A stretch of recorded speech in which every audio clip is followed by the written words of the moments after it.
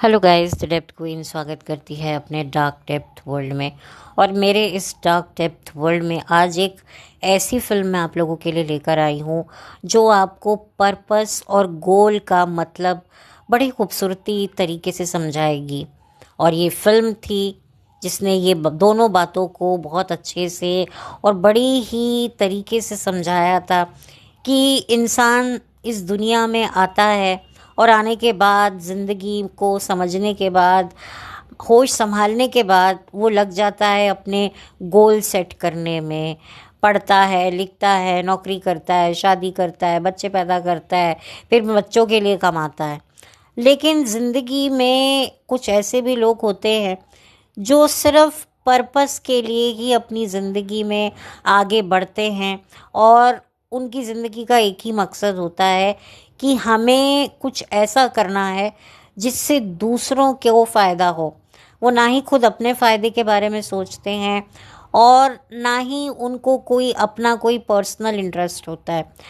बहुत सारे ऐसे लोग होते हैं ज़िंदगी में जो शुरुआती कई साल अपने सुख के लिए जीते हैं, लेकिन जब उन्हें ज़िंदगी का समझ आती है, ज़िंदगी में कुछ ऐसी ठोकरें लगती हैं, तब उन्हें पता चलता है कि नहीं, ज़िंदगी में अब हमने बहुत अपना वक्त बर्बाद कर लिया अपनी खुशी के लिए। अब हमें दूसरों के लिए कुछ करना है, दूसरों को एक नई दृष्टि, नई राह दिखानी है।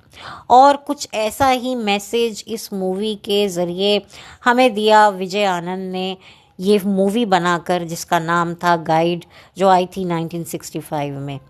गाइड जैसी मूवी मुझे नहीं लगता कि कभी बनेगी, और ना ही इस मूवी का रीमेक बन सकता है, और ना ही इसका कोई नया क्लासिक आज के दौर का वर्जन बनाने की कोई ज़रूरत कर सकता है। क्योंकि आजकल मैंने देखा है कि पुरानी फिल्मों के नए वर्जन बनते हैं, लेकिन इस मूवी का कोई वर्जन नहीं बन सकता। हाँ, ये मूवी भी कहीं ना कहीं से इंस्पायर थी, किसी विदेशी फिल्म से, मिनी सीरीज़ से शायद थी, या यकीनन थी, मैं थोड़ी कंफ्यूज हूँ। लेकिन कुछ ना कुछ तो था जो इस मूवी को इंस्पायर करता था।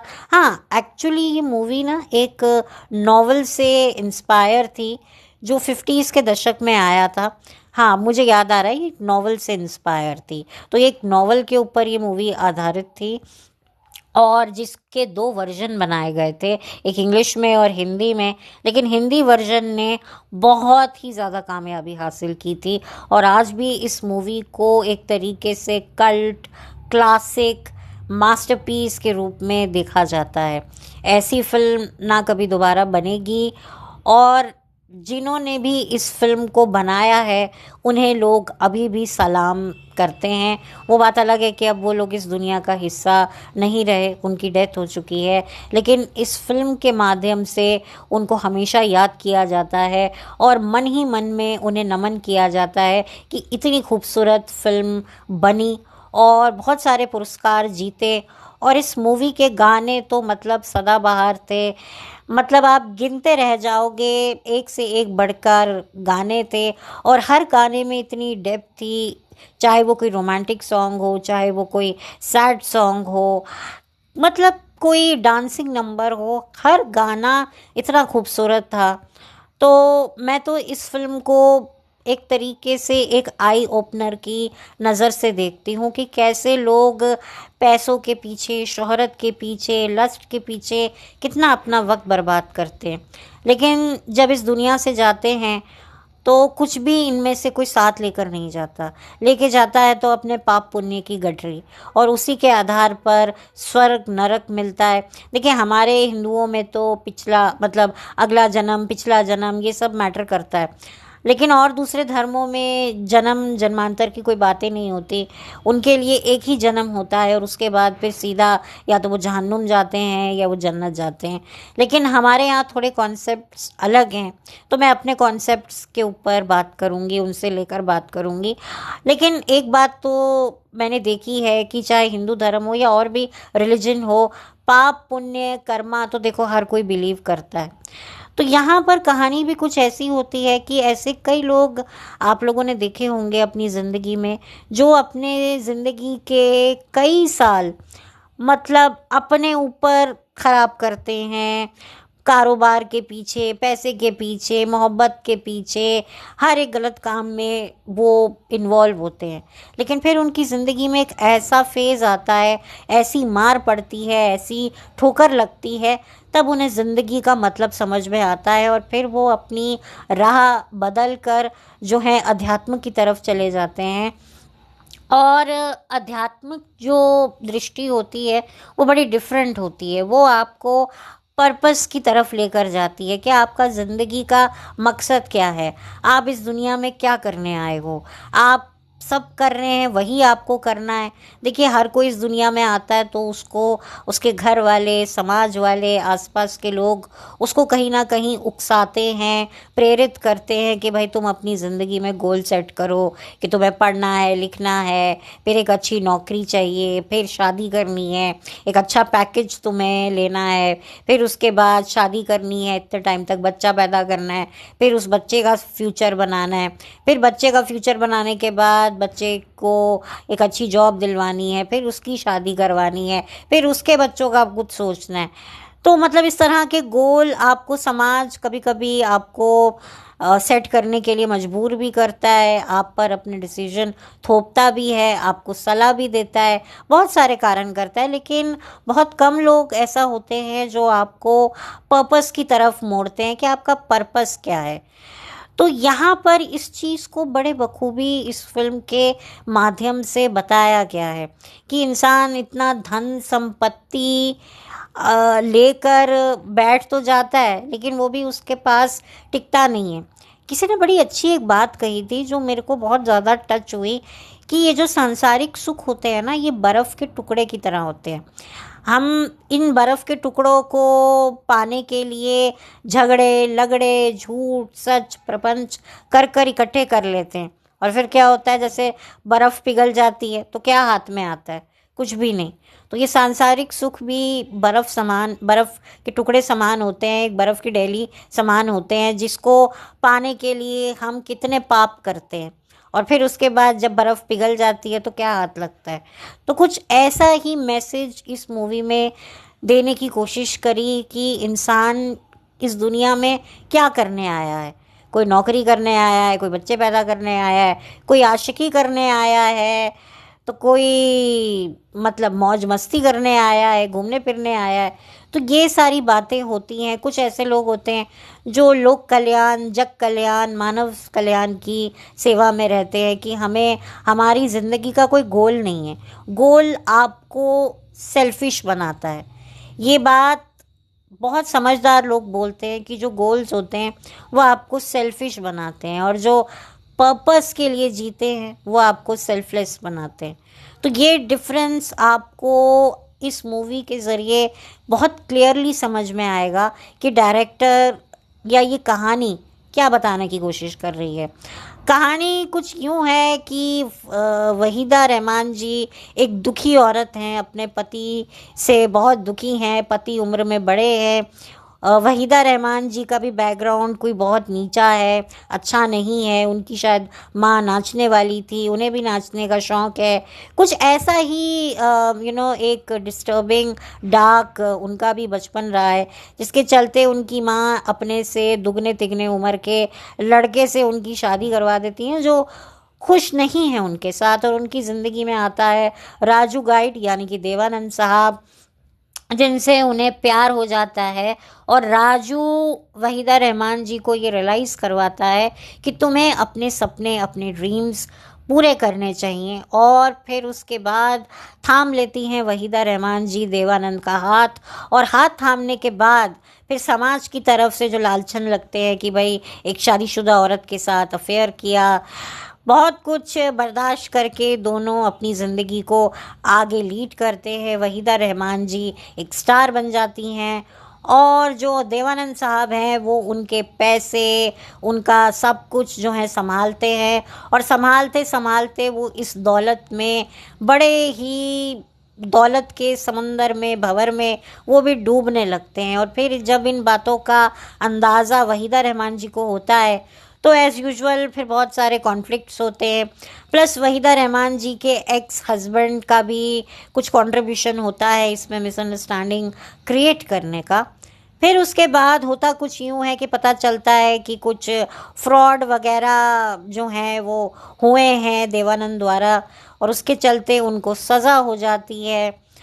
बहुत सारी बातें फिर खुलती हैं, परतें खुलती हैं, लेकिन तब तक देवानंद साहब जेल से निकल कर एक अपनी ही दुनिया में जाने की इच्छा रखते हैं कि ना उन्हें गर्लफ्रेंड चाहिए, ना उन्हें कोई अपनी माँ चाहिए, क्योंकि वो अपनी माँ तक को भी वहीदा रहमान जी के लिए छोड़ देते हैं कि भाई मैं इस औरत से प्यार करता हूँ, बस मुझे इसके सपने ही सच करने हैं। वो गाना भी इस मूवी का बड़ा मशहूर हुआ था, तेरे मेरे सपने अब एक रंग के।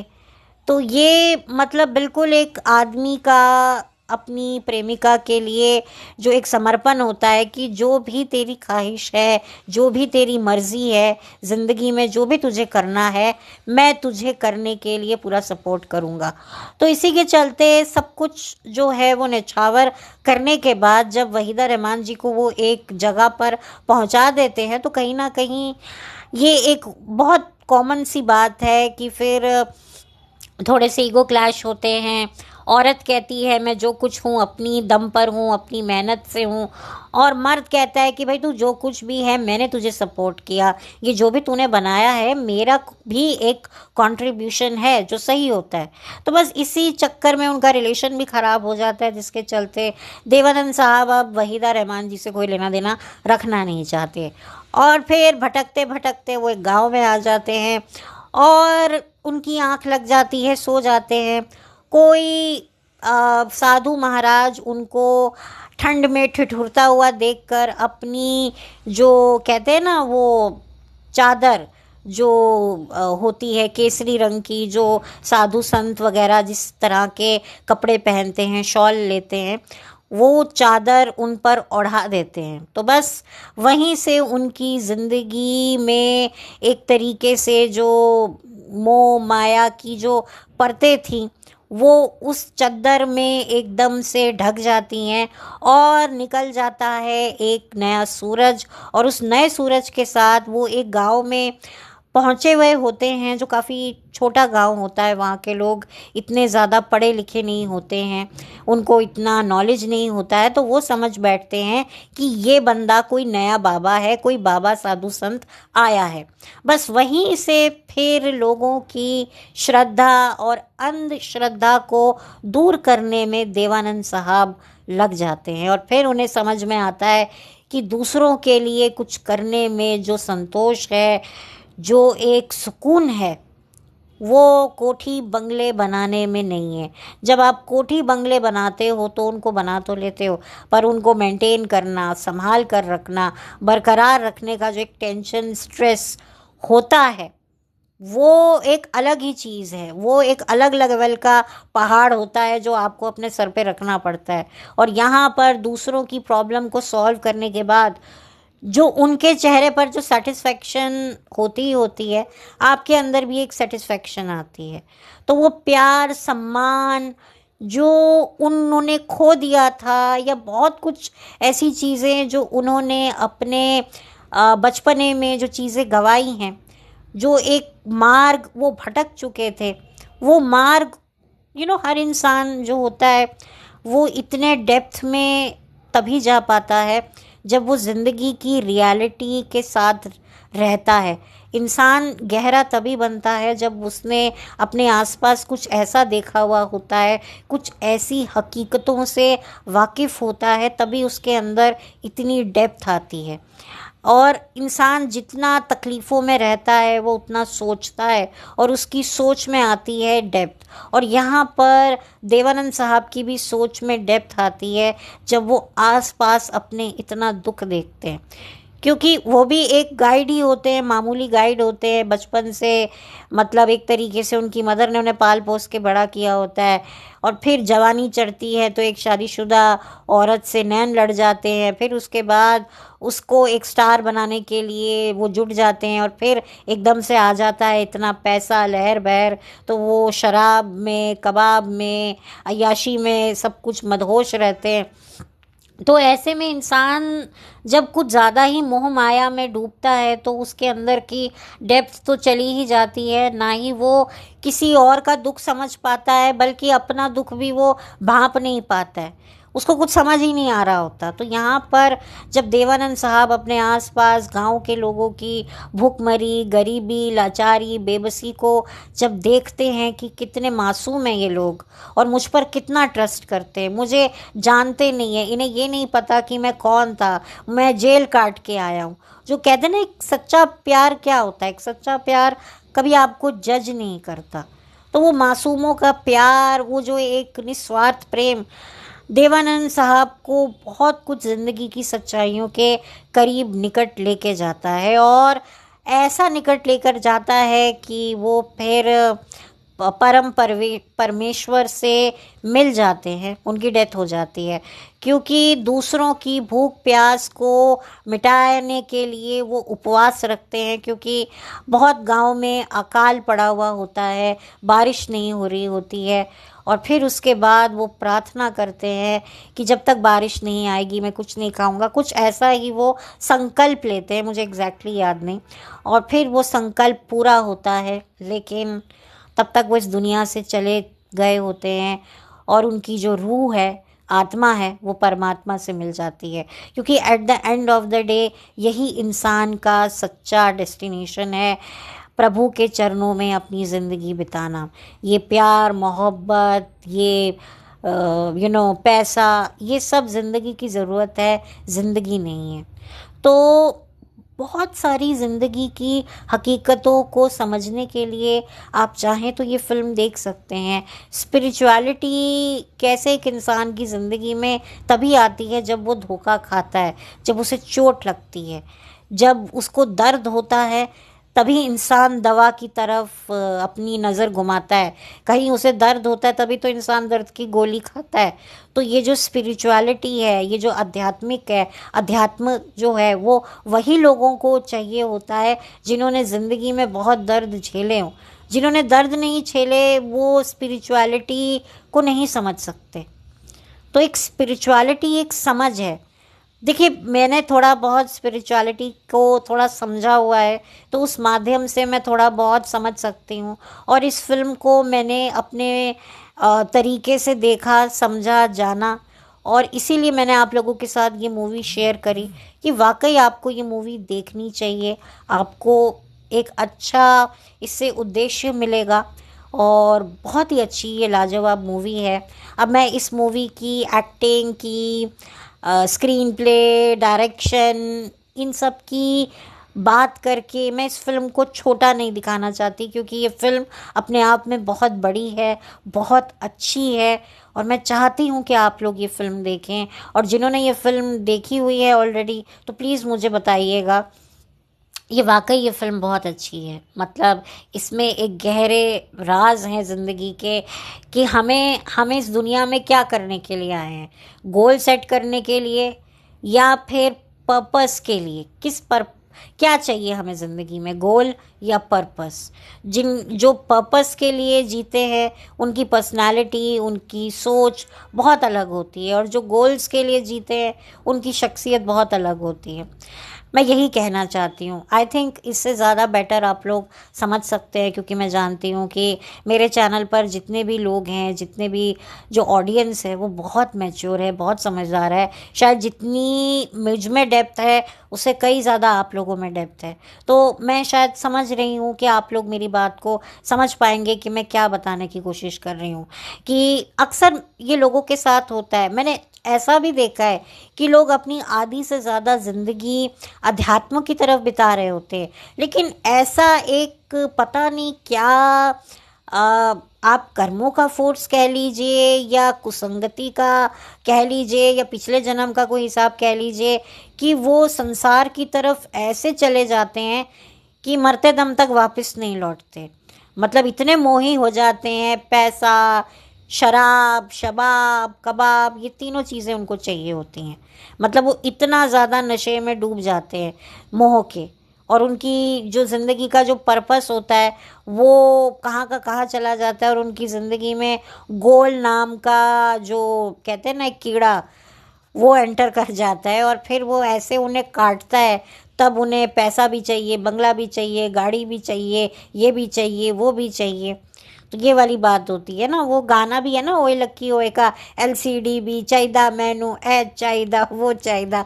ये जितने मोही लोग होते हैं उनका यही होता है कि बस हम कहीं से भोग ले उखाड़ ले। तो ये बात होती है। तो आप जो देखिए, मैं इस फिल्म को ऐसे नज़रिए से देखती हूँ, मुझे आपका नहीं पता कि आप कैसे देखते हैं, लेकिन मैं तो इस फिल्म को वैसी ही नज़र से देखती हूँ कि इंसान को at the end of the day सब कुछ छोड़ के जाना है।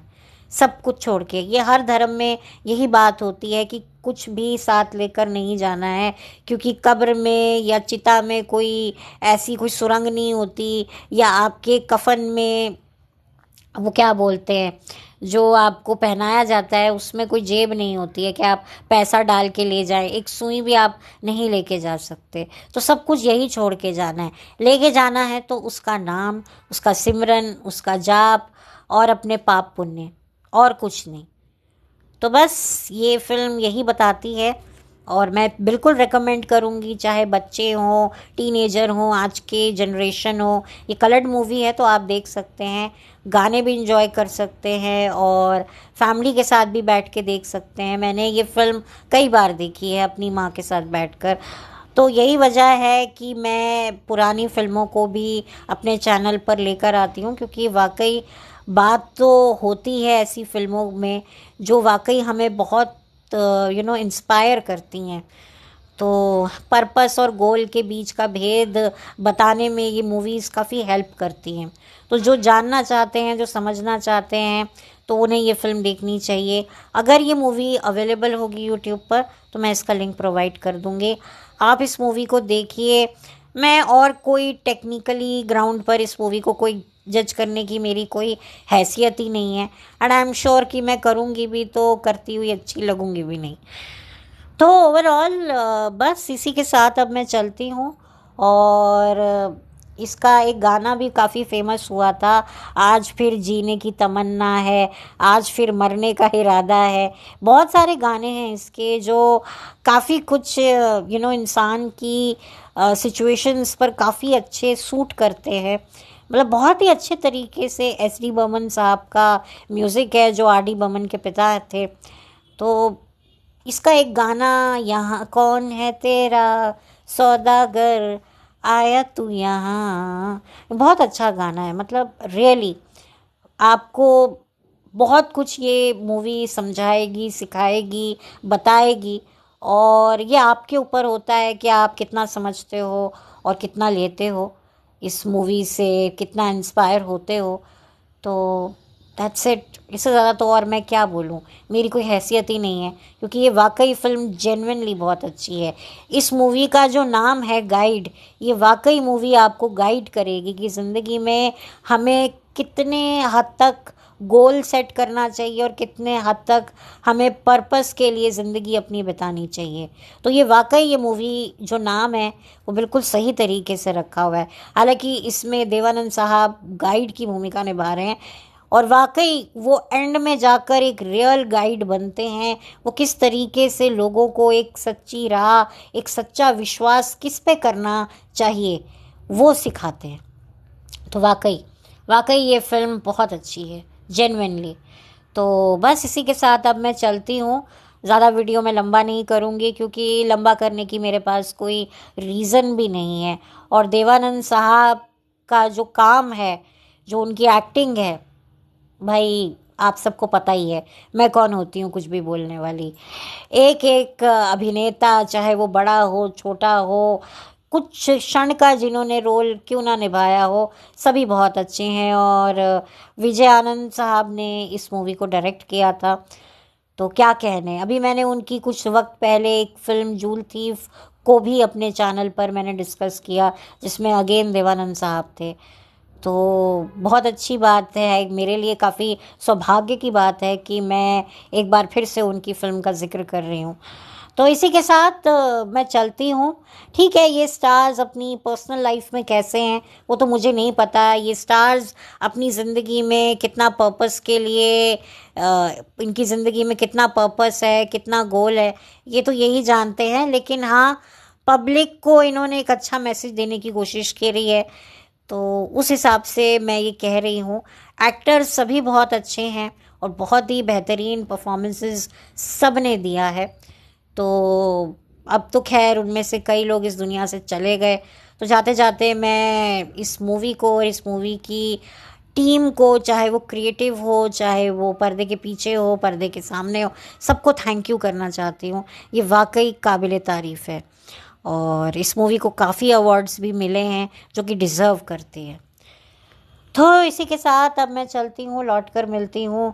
Have a blessed day. Thank you so much. Channel पर नए हैं तो प्लीज़ सब्सक्राइब कीजिए। वीडियो अच्छा लगा हो तो प्लीज़ लाइक कीजिए। कुछ कहना चाहते हैं, अपना ओपिनियन रखना चाहते हैं तो प्लीज़ कमेंट कीजिए।